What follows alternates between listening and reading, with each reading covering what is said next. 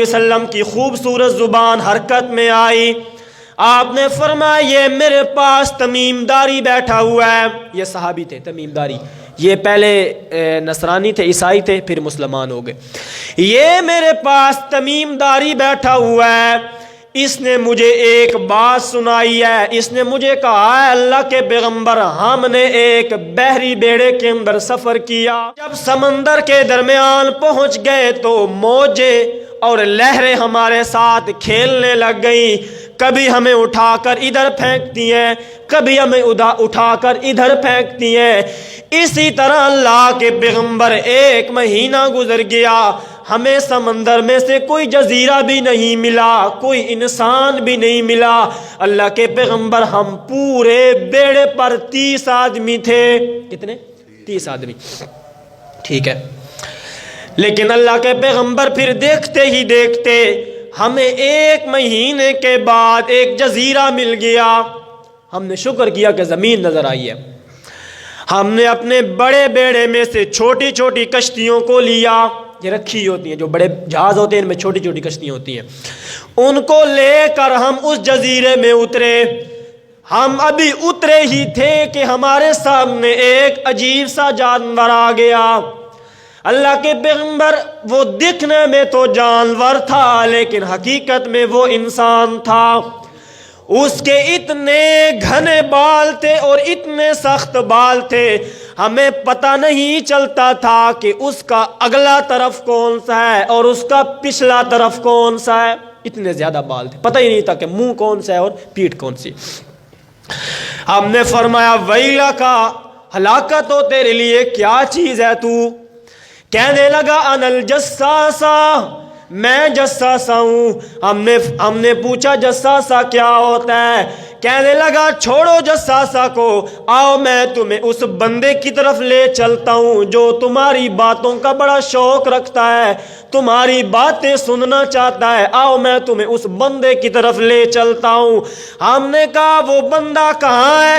کہنے لگا وہ بندہ ایک خانقاہ کے اندر رسیوں میں اور بیڑیوں میں باندھا ہوا ہے.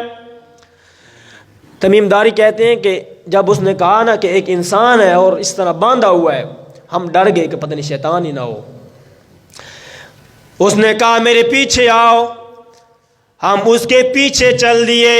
چلتے چلتے اللہ کے پیغمبر ہم اس خانقاہ اور غار کے اندر داخل ہوئے نا، تو ہم نے دیکھا کہ ایک بڑا ہیکل، دیو ہیکل ایک انسان ہے. اس کے ہاتھ یوں اس طرح گردن میں باندھے ہوئے ہیں، اس کے پاؤں میں بیڑیاں ہیں، اور وہ کلام کر رہا ہے ہم سے اور کہتا ہے تم کون ہو؟ ہم نے اسے بتایا کہ ہم اس طرح بھٹکے اور یہ ہمیں لے کر تیرے پاس آ گیا. ہم نے اسے کہا تو کون ہے، اپنے بارے میں بتا. کہنے لگا میں اپنے بارے میں بعد میں بتاؤں گا، پہلے میں تم سے کچھ سوال پوچھتا ہوں، میرے سوالوں کا جواب دو. پوچھی. اس نے پہلا سوال پوچھا باغ کا پھل آتا ہے یا وہ باغ پھل دینا چھوڑ گیا ہے؟ کیا نام ہے؟ بیزان. یہ باغ ہے اردن کے اندر، یہ اس طرف علاقے ہے نا اردن اسرائیل. پہلے فلسطین میں تھا لیکن اسرائیل نے اس پر حملہ کر کے یہ جو علاقہ تھا نا، جس علاقے میں یہ باغ تھا، وہ اس نے لے لیا. ابھی یہ اسرائیل میں ہے. اور اس کا دجال کے نکلنے کی جو جگہ ہے نا، وہ بھی اسرائیلی ہوگی. ٹھیک ہے. ہم نے کہا پھل لے رہا ہے، بہت زیادہ پھل آتا ہے، اس سے لوگ کھاتے ہیں.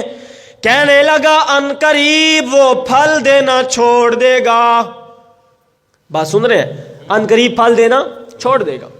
ہم نے کہا ٹھیک ہے. دوسرا سوال اس نے کیا، کہنے لگا کیا بحرہ مطریہ کے اندر پانی ہے یا پانی ختم ہو گیا ہے؟ یہ بھی اسی علاقے کی طرف ہے.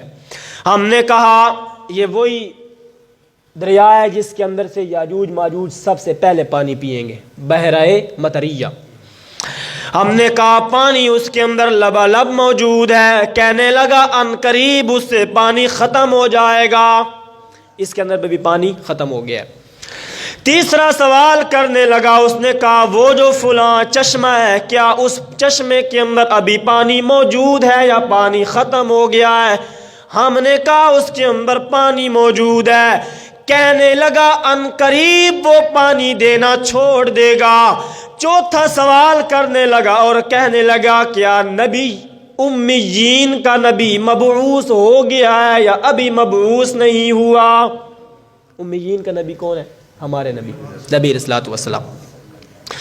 کہنے لگا اچھا مجھے یہ بتاؤ کیا عرب کے لوگوں نے اس کی اطاعت کی ہے یا نہیں کی، اس کی بات مانی ہے یا نہیں مانی؟ ہم نے کہا پہلے تو عربی لوگ اس کے ساتھ جنگیں کرتے رہے لیکن ابھی فی الحال اس کی اطاعت قبول کر لی ہے. آگے کہنے لگا ان عرب والوں کے لیے یہی بہتر ہے کہ اس کی بات مان کر چلتے رہیں. یہ 4 سوال اس نے کر لیے پورے، جواب بھی ہم نے اس کو دے دیے. اب ہم نے پوچھا تو کون ہے؟ کہنے لگا انا المسیح الدجال، میں مسیح الدجال ہوں. ان قریب رب العالمین مجھے اجازت دیں گے نکلنے کی، پھر میں اس کے بعد نکلوں گا. اللہ کے پیغمبر صلی اللہ تعالی علیہ. اچھا ایک بات کہنے لگا میں جب نکلوں گا نا تو میں پوری زمین کا چکر لگاؤں گا اور چکر بھی 40 دن لگاؤں گا، لیکن پوری زمین کا چکر لگانے کے بعد میں 2 جگہوں پر داخل نہیں ہو سکوں گا. ایک مکہ ہوگا، دوسرا طیبہ ہوگا. حضرت فاطمہ فرماتی ہیں اللہ کے پیغمبر نے 3 مرتبہ اپنے منبر پر ہاتھ مار کر فرمایا ہاذہ طیبۃن، ہاذہ طیبۃن، ہاذہ طیبۃن. اوے لوگو ایک مکہ ہوگا، دوسرا طیبہ ہوگا جہاں پر دجال داخل نہیں ہو سکے گا. وہ طیبہ کیا ہے؟ یہی مدینہ المنورہ ہے. 2 جگہوں پر داخلہ نہیں ہو سکے. عید حدیث پوری ہو جاتی ہے جی. اب دوسری حدیث کی طرف آئے. اللہ کے پیغمبر صلی اللہ تعالی علیہ وسلم نے فرمایا قیامت جب نزدیک آ جائے گی نا تو ایک لشکر نکلے گا، ایک لشکر نکلے گا کالے جھنڈوں والا. جھنڈے کون سے ہوگے؟ کالے. کالے جھنڈے لے کر وہ نکلیں گے ملک شام کی طرف، اور ان کے خلاف پورے کے پورے رومی اکٹھے ہو جائیں گے. یہ یورپ والے، ان کو رومی کہتے ہیں. سارے کے سارے کافر ان کے خلاف اکٹھے ہو جائیں گے. یہ لشکر جب نکلے گا نا تو ان میں سے کچھ بندے ایسے ہوں گے جو اللہ کی قسم اٹھائیں گے اور کہیں گے کہ ہمیں پروردگار کی قسم ہے ہم اس وقت تک واپس نہیں آئیں گے جب تک ہمارے جسموں میں روح موجود ہے.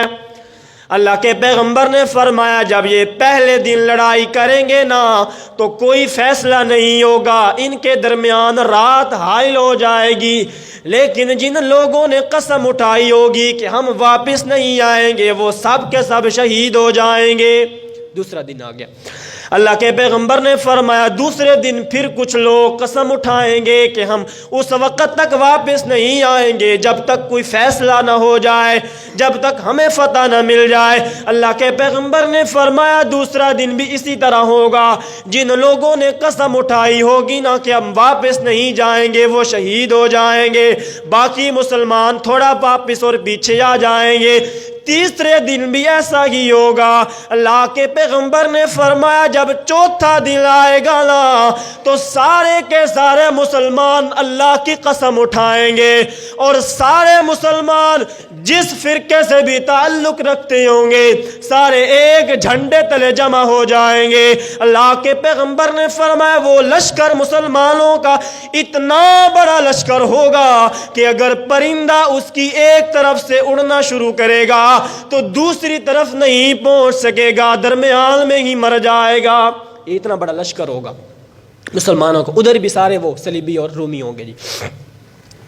اللہ کے پیغمبر نے فرمایا جب چوتھا دن آئے مسلمان سارے اکٹھے ہوں گے اور کافر سارے اکٹھے ہوں گے. اللہ کے پیغمبر نے فرمایا چوتھے دن بہت زیادہ خون ریزی ہوگی، بندے قتل ہوں گے، خون کی ندیاں بہہ جائیں گی. اللہ کے پیغمبر نے فرمایا مسلمان بھی بہت زیادہ شہید ہوں گے، کافر سارے مر جائیں گے، مسلمانوں کو فتح حاصل ہو جائے گی۔ ابھی تک یہ لوگ اپنی فتح کی خوشی اور شکر ادا کر رہے ہوں گے، پیچھے سے ایک بندہ آواز لگائے گا، اوے لوگو دجال تمہارے بچوں تک تمہارے گھروں میں پہنچ گیا ہے۔ سارے کے سارے مسلمان اپنا مال غنیمت ادھر ہی چھوڑ دیں گے، ادھر میں سے 10 بندے وہ تیار کریں گے، 10 شاہ سوار ہوں گے جن کو وہ تیار کریں گے کہ جاؤ ہمارے گھروں کی طرف پتہ کر کے آؤ کہ یہ خبر سچی ہے یا یہ خبر جھوٹی ہے، یعنی دجال آیا ہے یا نہیں آیا۔ اب سنیں اگلی بات، یہ بڑی عجیب بات ہے۔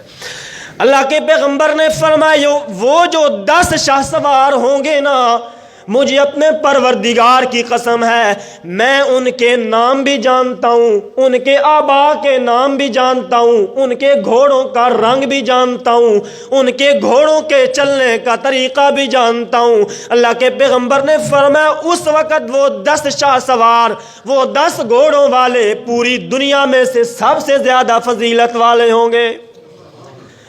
پھر جب وہ آئیں گے اپنے گھروں کی طرف تو انہیں پتہ چلے گا کہ دجال کی خبر جھوٹی ہے، سچی نہیں ہے۔ یہ ایک حدیث اس طرف رکھ دیں اس کو، آپ تیسری حدیث کی طرف آئیں جی۔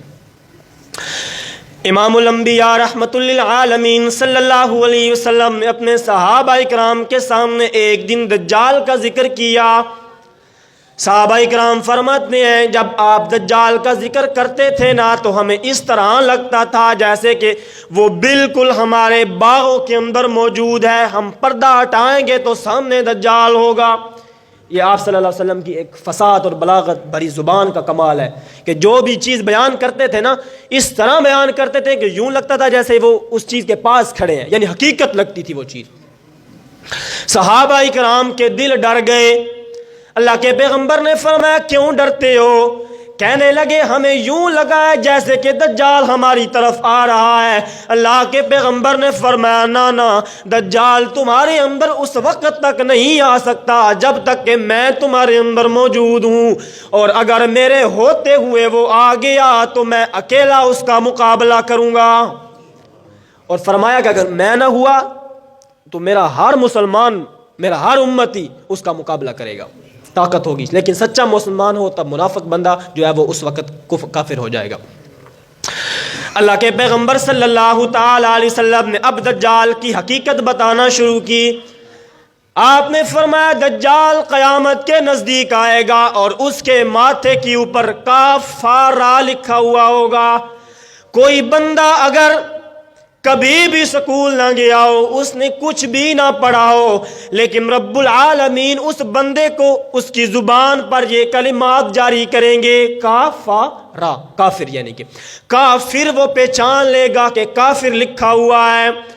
اللہ کے پیغمبر نے فرمایا ایک آنکھ اس کی بالکل مسخ ہو چکی ہوگی، اس میں نظر نہیں آتا ہوگا اس کو، دوسری آنکھ بھی ہماری آنکھوں کی طرح نہیں ہوگی، دوسری آنکھ بھی جس طرح انگور ہوتا ہے نا بالکل گول ہوگی، دیکھنے سے اس کو ڈر لگے گا۔ اللہ کے پیغمبر نے فرمایا وہ مردوں کو زندہ کرے گا اور زندوں کو مردہ کرے گا۔ ایک بندے کو بلائے گا، وہ بالکل نوجوان ہوگا، درمیان میں سے اپنی تلوار مارے گا، وہ 2 ٹکڑوں میں تقسیم ہو جائے گا، لوگوں کو کہے گا اگر میں اس کو زندہ کروں تو کیا مجھے خدا مان لو گے؟ ایک قوم کہے گی ہاں تجھے خدا مانیں گے، وہ اس کو دوبارہ زندہ کرے گا، لوگ اس کو خدا مان لیں گے۔ اچھا، مدینے میں جب داخل ہونے لگے گا تو سامنے فرشتوں کا پہرا ہوگا، مدینے میں سے ایک بندہ باہر آئے گا، یہ بھی حدیث میں موجود ہے، تو وہ کہے گا کہ تو دجال اور کافر لعین انسان ہے، وہ اس کو مارے گا، قتل کرے گا، پھر دوبارہ زندہ کرے گا، تو کہے گا آپ مجھے مانتا ہے خدا؟ وہ کہے گا آپ تو مجھے یقین ہو گیا کہ تو دجال ہے، لیکن پھر وہ جب اس کو مارنے لگے گا دوبارہ نہیں مار سکے گا۔ یہ ایک اس کی خاصیت ہوگی یا کمزوری ہوگی، اگر ایک بندے کو مار کر پھر دوبارہ زندہ کر لیا نا پھر تیسری مرتبہ نہیں مار سکے گا، بس ایک مرتبہ اس کو اللہ تعالیٰ نے قدرت دی ہوگی۔ اللہ کے پیغمبر صلی اللہ تعالی علیہ وسلم نے فرمایا دجال اس کائنات پر پوری زمین پر 40 دن رہے گا، اس کا پہلا دن 1 سال کا دن ہوگا۔ صحابہ اکرام نے عرض کیا, صحابہ کا آپ ذہن چیک کریں, صحابہ اکرام نے عرض کیا اللہ کے محبوب اس سال والے دن میں ہم نمازیں کیسے ادا کریں گے؟ اب تو ہم نمازیں ادا کرتے ہیں, سورج طلوع ہوتا ہے تو ادا کرتے ہیں, غروب ہوتا ہے یعنی وقت ہوتا ہے, سال میں کیسے؟ اللہ کے پیغمبر نے فرمایا تم اندازہ لگاؤ گے وقت کا, یعنی اتنا وقت گزر چکا ہے تو اب اگلی نماز کا وقت ہو چکا ہے. اللہ کے پیغمبر نے فرمایا دوسرا دن اس کا 1 مہینے کا دن ہوگا, تیسرا دن اس کا 1 ہفتے کا دن ہوگا. اللہ کے پیغمبر نے فرمایا اس کے باقی سارے دن بالکل تمہارے ان دنوں کی طرح ہوں گے جیسے عام تمہارے دن 24 گھنٹے کے ہیں. ان 40 دنوں میں وہ پوری زمین کا چکر لگائے گا, بہت سارے لوگوں کو کافر بنائے گا, لیکن اللہ کے پیغمبر نے فرمایا ایک قوم ایسی ہوگی جو اللہ کے سچے انسان ہوں گے, وہ اس کے منہ پر اس کو کہہ دیں گے کہ تو سب سے بڑا شیطان اور کافر ہے, تو سب سے بڑا لعنتی ہے کریں گے. اسی دوران کہ دجال پوری دنیا پر حکومت کر رہا ہوگا کہ حضرت عیسیٰ علیہ السلام کو رب العالمین مبعوث فرمائیں گے. دمشق کی ایک مسجد کے اندر سفید مینار, سبز چادریں اور 2 فرشتوں کے سہارے اس طرح آئیں گے حضرت عیسیٰ, ایک ہاتھ اس فرشتے کے کندھے پر اور ایک اس طرح آئیں گے. وہ جب دمشق کے مینار پر اتریں گے نا تو اب لوگ ان کے لیے سیڑھی لگائیں گے. آسمان سے نیچے کیسے آئے ہیں؟ فرشتوں کے سہارے. مینار کے نیچے کیسے آ رہے ہیں؟ سیڑھی کے ساتھ. کچھ سمجھ آئیے آپ کو بات؟ اللہ جو کام کرتا ہے نا وہ ہوتا ہے, ٹھیک ہے. اوپر سے یہاں تک آئے ہیں فرشتوں کے ذریعے, اب نیچے کس طرح آ رہے ہیں؟ سیڑھی کے ذریعے. یعنی کہ اب بتانا چاہتے ہیں اللہ کہ اب حضرت عیسیٰ کا اوپر والا تعلق ختم ہو چکا ہے, اب حقائق کی زندگی شروع ہو چکی ہے. جی اسباب کے ساتھ نماز کا وقت ہوگا, تکبیر ہو چکی ہوگی, حضرت عیسیٰ کا ساری انسانیت کو پتہ چل جائے گا کہ حضرت عیسیٰ مبعوث ہو چکے ہیں, آئیے نماز پڑھائیے گا. لیکن اس وقت اللہ کے پیغمبر نے فرمایا وہ تمہاری شان والا دن ہوگا کہ جب حضرت عیسیٰ تمہارے اندر اتریں گے لیکن میری امت کا بندہ جماعت کروائے گا, وہ حضرت مہدی ہوں گے. اس کے بعد حضرت عیسیٰ امامت کروائیں گے باقی نمازوں کی. اللہ کے پیغمبر نے فرمایا پھر حضرت عیسیٰ دجال کا مقابلہ کرنے کے لیے نکلیں گے اپنے ماننے والوں کے ساتھ. جب مقام لد پر پہنچیں گے نا تو اس وقت دجال حضرت عیسیٰ کو دیکھ کر پگھلنا شروع ہو جائے گا, پگھل رہا ہوگا کہ حضرت عیسیٰ اپنی برچھی لے کر اس کو ماریں گے تو وہ ختم ہو جائے گا. یہ مقام لد جو ہے نا یہ اسرائیل کے اندر ہے, اور اس جگہ پر ابھی ان کا ایئرپورٹ ہے, انہوں نے ایئرپورٹ بنا دیے یہاں پر, جو کچھ بھی بنائیں قتل اس نے ادھر ہی ہونا ہے, ٹھیک ہے جی. اب رب العالمین حضرت عیسیٰ کی طرف وحی اتاریں گے اور فرمائیں گے میرا عیسیٰ بندہ میرے ان بندوں کو لے کر کوہ طور کی طرف چلا جا, میری کچھ مخلوق ایسی آنے والی ہے جن کا مقابلہ تو بھی نہیں کر سکتا. یہ الفاظ ہے حدیث کے اندر. حضرت عیسیٰ اپنے ماننے والوں کو لے کر کوہ طور کی طرف چلے جائیں گے. پھر رب العالمین یاجوج ماجوج کو حکم دیں گے اخرج, نکلو دنیا میں. یاجوج ماجوج نکلیں گے. اللہ کے پیغمبر نے فرمایا بحیرہ مطریہ کا پانی, جو پہلے میں نے آپ کو بتایا ہے, بحیرہ مطریہ کا سارا پانی پی جائیں گے, درخت سارے کھا جائیں گے, ساری دنیا کا پانی ختم ہو جائے گا, سب کچھ چٹیل میدان بن جائے گا. یہ اسی طرح چلتا رہے گا. پھر رب العالمین ان یاجوج ماجوج کے اس گردن پر ایک پھوڑا نکالیں گے, ساری کی ساری یاجوج ماجوج اس پھوڑے کے ساتھ مر جائے گی. اب پوری زمین پر ان کے ٹکڑے پڑے ہوئے ہیں. اللہ کے پیغمبر نے فرمایا پوری زمین پر ایک ہاتھ کے برابر بھی جگہ ایسی نہیں ہوگی جہاں انسان قدم رکھ سکے. ہر طرف یاجوج ماجوج ہے, ہر طرف بدبو پھیلی ہوئی ہے. اب رب العالمین بڑے بڑے پرندوں کو بھیجیں گے جو اپنے پنجوں کے ساتھ ان یاجوج ماجوج کو اٹھا کر لے جائیں گے. اس کے بعد رب العالمین ایک بڑی بارش اتاریں گے. حدیث کے اندر الفاظ آتے ہیں غسل الارض, اتنی بڑی بارش ہوگی کہ اس بارش کے ساتھ پوری زمین کو دھو دیا جائے گا.